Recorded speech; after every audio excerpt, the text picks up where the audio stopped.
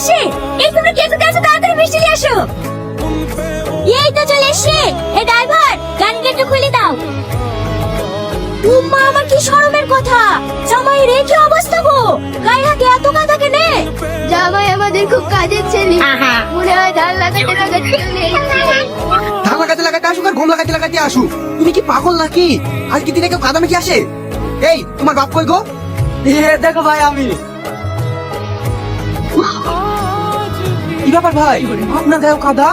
সে অনেক ঘটনা ভাই, ছেলে আসতে চাচ্ছিল নাকি, কত বুঝে বাড়িলে আসলো, তা না হয় হলো। আপনাদের গায়ে কাদা কি করে হলো তাই বলেন। তাহলে শোনে, ওই দিকে সব বাচ্চাদের রেডি হয়ে বসে আছে, আর তুই এখনো বুকে করে ফেললে শুয়ে আছিস।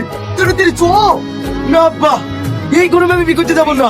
তোমাকে কতবার বলেছি শীতের সময় আমার বিটা দাও, তা না যে খরানির সময় 50 ডিগ্রি তাপমাত্রা পড়ছে, আর এখন তোমাদের বিদিয়া লেগে ধুমধাম। আমি মরে যাবো সেও শিকার, কিন্তু গরমের সময় বিয়ে করবো না। হয় বিল হয়, আজকে তোর বিয়ে উড়ানি খরচ পেতে পেরেছে, না গেলে শুনবে ছেলে ঘানি টানি ছাড়বে। আব্বা, যে গরম পড়ছে, দরকার আমি জেলে গিয়ে এতে করে ছুটে আসবো। চুপ কর, জেলে ঠিক মতো খেতে পাওয়া যায় না, আবারই এসছি। জেলে যা, এখান থেকে গরম 4 গুণ বেশি। তাই নাকি আব্বা? তাহলে আমি জেলে যাবো না, বিয়ে করতেই যাবো। আব্বা, বিয়ে করলে শ্বশুর আমাকে এসি ফিস দেবে তো?